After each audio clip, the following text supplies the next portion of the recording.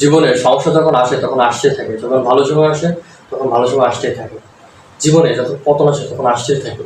এরকম ব্যাপারগুলো কিন্তু আপনারা বলেই থাকেন হরমেশাই যে আমার সাথে সবসময় খারাপই ঘটে, আমার সাথে সমস্যা এটা হয়, আমি এটা পারি নেই, আমার এটা সমস্যা ওইটা সমস্যা, মানে নানা ধরনের সমস্যা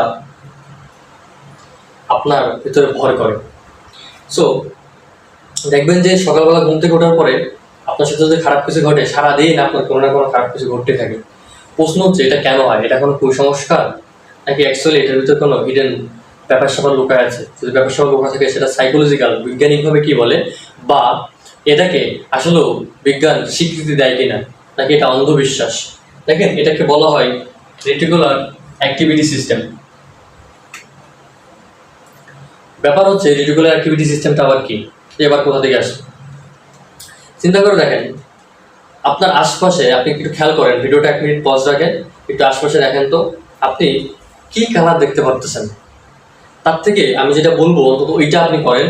দেখেন আশপাশে, দেখেন আপনার কোন জিনিসটা লাল, সেই জিনিসটা আমাকে একটু বলেন কমেন্টে যে আপনার আশপাশে কোন জিনিসটা দেখেছেন।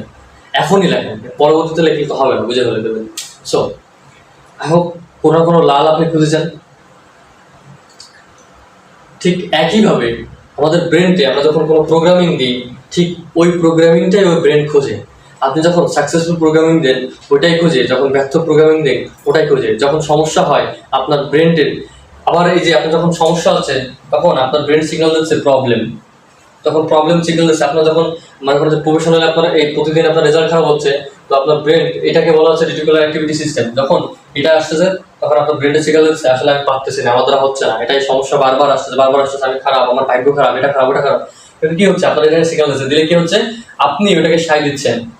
এই যে ফ্রিকোয়েন্সি আপনি বলছেন হ্যাঁ এটাই তো, তাই তো সত্যি, হেই ওই তাহলে যখন আবারও আসতেছে তখন অটোমেটিকলি এখানে রিফ্লেক্ট করতেছে, করলে কি হচ্ছে, এই রিফ্লেক্টটা আবারও আমাদের ব্রেনের সিস্টেমটা এরকম, রিফ্লেক্টটা আবারও ব্যাক করে যাচ্ছে আমাদের ব্রেনের এই সিস্টেম।